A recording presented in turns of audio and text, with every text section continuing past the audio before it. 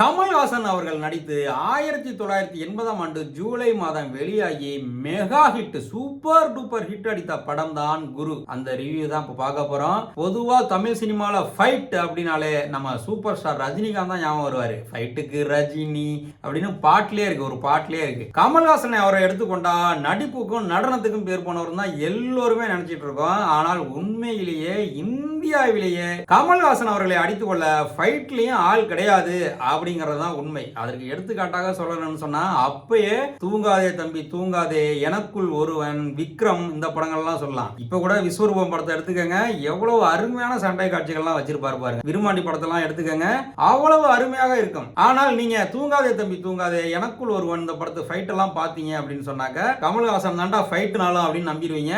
அவ்வளவு அருமையா செய்வாரு ஃபைட் சீன்லாம்.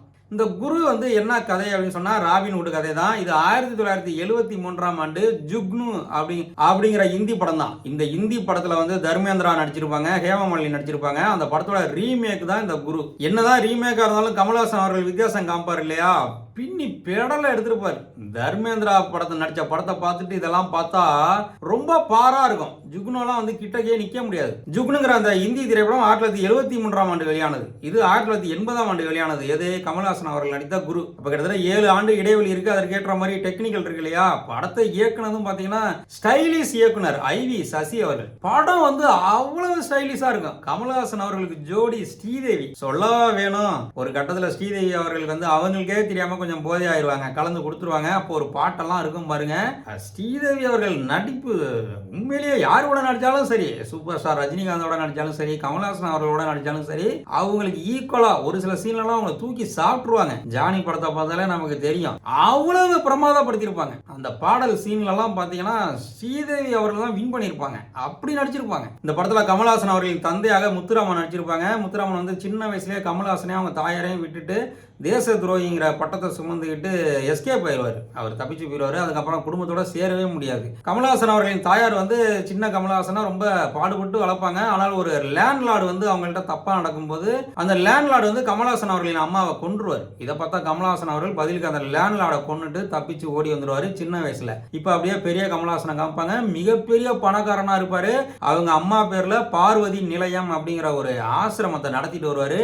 அதுல ஏழை குழந்தைகளுக்கு நிறைய பேருக்கு வேண்டியதை செஞ்சு கொடுத்து நல்லா படிக்க வைப்பார். கமல்ஹாசன் அவர்கள் இப்படி சேவை செய்யறதை பார்த்து ஸ்ரீதேவி வந்து கமல்ஹாசனை விரும்புவாங்க. கமல்ஹாசன் அவர்களும் ஸ்ரீதேவி விரும்புவாங்க. 2 பேரும் லவ் பண்ணுவாங்க.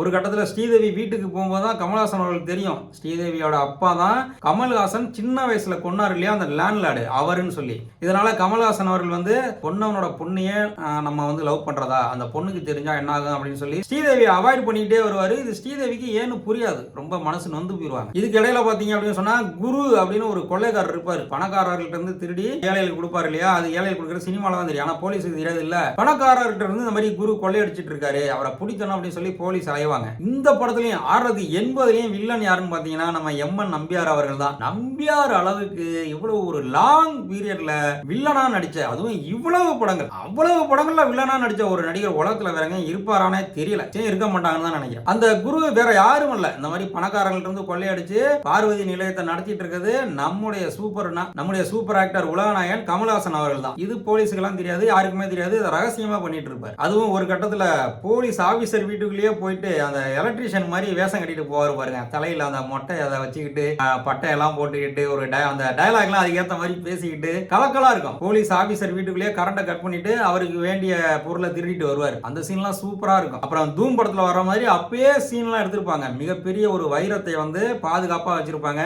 அதுக்குள்ள யாரும் தொட விடாம லேசர் கற்றைகளை அனுப்பியிருப்பாங்க. கமல்ஹாசன் அவர்கள் கயிறை கட்டி தலைகளா தொங்கி அந்த வைரத்தை திருடிட்டு போவார். தூம் படத்துல பாத்திருப்பீங்க இல்லையா, அதெல்லாம் அப்பயே இந்த படத்துல வந்துருக்கும். அதெல்லாம் கமல்ஹாசன் அவர்கள் வந்து பிரமாதப்படுத்திருப்பார். படம் பூராவே சூப்பர் சீன் தான். படம் ஆரம்பிச்சதுல இருந்து கிளைமேக்ஸ் வரைக்குமே அனைத்து சீன்களும் சூப்பர் சீன்ஸ் தான். பயங்கரமான ஆக்ஷன் படம். இந்த டயலாக்லாம் வரும் தெரியுமா, அலைப்பாயுதே படத்துல, நீங்க அழகா இருக்கீங்கன்னு நினைக்கல, அப்படி நினைக்கல, இப்படி நினைக்கல, ஆனா அப்படின்னு சொல்லி ஒரு டயலாக் வரும் இல்லையா அலைப்பாயுதே படத்துல, அது இந்த படத்துலயும் வரும். கமல்ஹாசன் அவர்கள் வந்து ஸ்ரீதேவியை வந்து கிண்டல் பண்ணி அந்த டயலாக் எல்லாம் பேசுவாரு. அருமையான டயலாகா இருக்கும். ஆக்சுவலா அது ஹிந்தி ஒரிஜினல் டயலாக். ஹிந்திலையும் இதே டயலாக் தான். அதை அப்படியே தமிழ்ல காப்பி பண்ணிருப்பாங்க. அதனால அந்த கிரெடிட் வந்து ஜுக்னு படத்துக்கு வசனம் எழுதினது பண்றது யாரோ அவங்களுக்கு தான் போய் சேரும். அவ்வளவு அருமையான டயலாக் ஸ்ரீதேவியை கமல்ஹாசன் வர்ணிக்கிறது. அது என்ன வர்ணனை அப்படின்னு சொல்லி படத்தை பார்த்து தெரிஞ்சுக்க. அந்த காலத்துல கமல்ஹாசனையும் அவங்க தாயாரையும் விட்டுட்டு தப்பிச்சு போனார் இல்லையா முத்துராமன், அவர் ஒரு மிகப்பெரிய கல்லூரியில ப்ரொஃபஸரா இருப்பாரு. ஒரு கட்டத்துல கமல்ஹாசன் தான் தன்னுடைய மகன் அப்படின்னு தெரிய வரும். ஏன்னு சொன்னா கமல்ஹாசன் தன்னுடைய தாயார் சிலையை திறக்கிறதுக்கு அந்த மிஸ்டர் பாரத் படம் ஞாபகம் வருதா, அந்த மாதிரி கமல்ஹாசன் அவர்கள்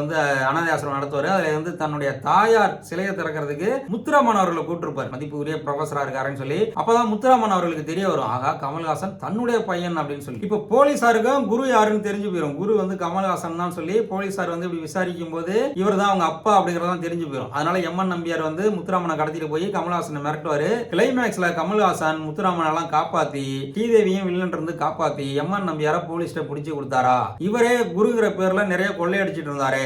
இவரோட முடிவு என்னவா இருக்கும் அப்படிங்கறத அந்த படத்தோட கதை. மிகச்சிறந்த ஆக்ஷன் படம். நான் சொன்ன மாதிரி கமல்ஹாசன் உங்களுக்கு ஃபைட் எல்லாம் ஞாபகத்துக்கு வராது. ஃபைட்டுக்கு கமல்ஹாசன் அப்படிங்கறதே மறந்துவீங்க. ஏன்னா அவர் அவ்வளவு தத்ரூபமா நடிச்சிருப்பாரு. அதனால உங்களுக்கு தெரியாது. இந்த படத்தை பாருங்க, ஆக்ஷன் சீன்லாம் அவ்வளவு அருமையா இருக்கும். அந்த ஓடுற ட்ரெயின்ல ஏறி அந்த ரெட் ரோஸ் அப்படின்னு சொல்லி ஒரு சிம்பிள் சொல்லி எம்என் நம்பியாரை ஏமாத்திட்டு அந்த பணப்பெட்டியை அடிச்சிட்டு போகணும் பாருங்க, அந்த சீன்லாம் அவ்வளவு அமர்க்கலப்படுத்திருப்பாரு. அதே சீன் தான் இந்தியிலையும் தர்மேந்திரா அவர்கள் நடிச்சிருப்பாரு. அவங்க எல்லாம் ரொம்ப இயல்பா நடிச்சிருப்பாங்க. அதுக்குன்னு ஒரு மேக்கப் ஒரு மெனக்கடலாம் இருக்காது. டயலாக் எல்லாம் கிட்டத்தட்ட சேமா தான் இருக்கும். ஆனா கமல்ஹாசன் அவர்கள் அந்த ஓடுற ட்ரெயின்ல அந்த வில்லியா நடிச்சிருக்க லேடி கிட்ட ஃபிளட் பண்றதா இருக்கட்டும், அந்த வில்லியா நடிச்சிருக்க லேடி கிட்ட ஃபிளட் பண்றதா இருக்கட்டும், அதற்கான டயலாகா இருக்கட்டும், அவரு பேசுற அந்த ஸ்டைல் இருக்குல்ல, அப்படியே ஃபாரின் ரிட்டன் இங்கிலீஷ் பேசுவாரு பாருங்க, அவ்வளவு அருமையா இருக்கும். பிரமாதப்படுத்தி இருப்பாரு அந்த ஓடும் ரயில்ல அந்த கொள்ளையடிக்கிற சீன்ல. தான் நான் சொல்றேனே, படம் பூரா சூப்பர் சீன்ஸா இருக்கும். சும்மா ஹாயா சனியார்ல வீட்டுல தான் இப்ப ஸ்மார்ட் டிவி வச்சிருக்கீங்களா, யூடியூப்ல போட்டு பாருங்களேன். யூடியூப்ல ஃப்ரீயா கிடைக்குது. இன்னைக்கு இந்த படம் எல்லாம் ஃப்ரீயா கிடைக்காம ரீ ரிலீஸ் விட்டாலே நான் போய் 5-6 தடவை பார்ப்பேன்.